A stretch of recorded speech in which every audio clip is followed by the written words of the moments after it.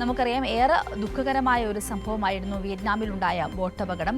ആ ബോട്ടപകടത്തിൽ മരണപ്പെട്ട കൊട്ടാരക്കര സ്വദേശികളായ AC തോമസ്, ഭാര്യ ലോവേനി തോമസ് എന്നിവരുടെ മൃതദേഹം ഇന്നാണ് നാട്ടിലെത്തിക്കുന്നത്. മുംബൈയിൽ നിന്നും തിരുവനന്തപുരം വിമാനത്താവളത്തിൽ എത്തിക്കുന്ന മൃതദേഹങ്ങൾ കൊട്ടാരക്കരയിലെ വീട്ടിലേക്ക് കൊണ്ടുപോകും. ഷീജ തുടരുന്നുണ്ട്. നമുക്ക് ആ വാർത്തയുടെ വിവരങ്ങൾ കൂടി അറിയാം. ഷീജ, എപ്പോഴത്തേക്കായിരിക്കും മൃതദേഹങ്ങൾ വിമാനത്താവളത്തിലെത്തുക? സംസ്കാരം എങ്ങനെയാണ് തയ്യാർ ചെയ്തിരിക്കുന്നത്? വിശദാംശങ്ങൾ.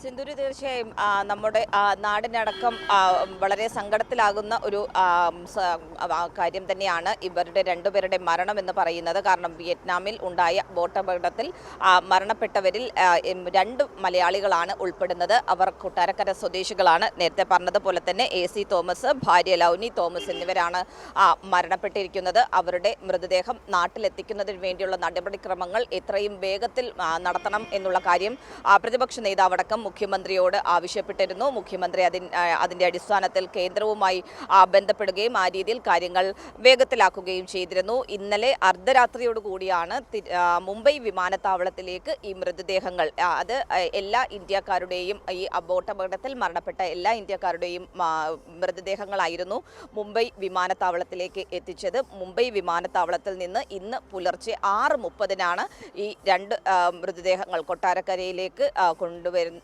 അതായത് കൊട്ടാരക്കര സ്വദേശികളായിട്ടുള്ളവരുടെ മൃതദേഹങ്ങൾ 6:30-നുള്ള വിമാനത്തിലാണ് അവിടെ നിന്നും പുറപ്പെട്ടിരിക്കുന്നത്. തിരുവനന്തപുരം വിമാനത്താവളത്തിൽ 8:50 കൂടി തന്നെ ഇവരുടെ മൃതദേഹങ്ങൾ എത്തിക്കുന്നതായിരിക്കും. തുടർന്ന് റോഡ് മാർഗമായിരിക്കും ഇവിടെ നിന്നും ഈ വിമാനത്താവളത്തിന്റെ കാർഗോ ഏരിയയുണ്ട്. ആ കാർഗോ ഏരിയയിലൂടെ പുറത്തിറക്കുന്ന മൃതദേഹങ്ങൾ നേരെ കൊട്ടാരക്കരയിലെ വസതിയിലേക്ക് കൊണ്ടുപോകുന്നതായിരിക്കും. അവിടെയായിരിക്കും മറ്റ് സംസ്കാരം, അതിന് മുന്നോടിയായിട്ടുള്ള പൊതുദർശനം ഒക്കെ ക്രമീകരിച്ചിരിക്കുന്നത് അവിടെയാണ്. അവിടെ പൊതുദർശനത്തിന് ശേഷം സംസ്കാരത്തിന് വേണ്ടിയിട്ടുള്ള ക്രമീകരണങ്ങളും ഇതിനകം തന്നെ സജ്ജമാക്കിയിട്ടുണ്ട്.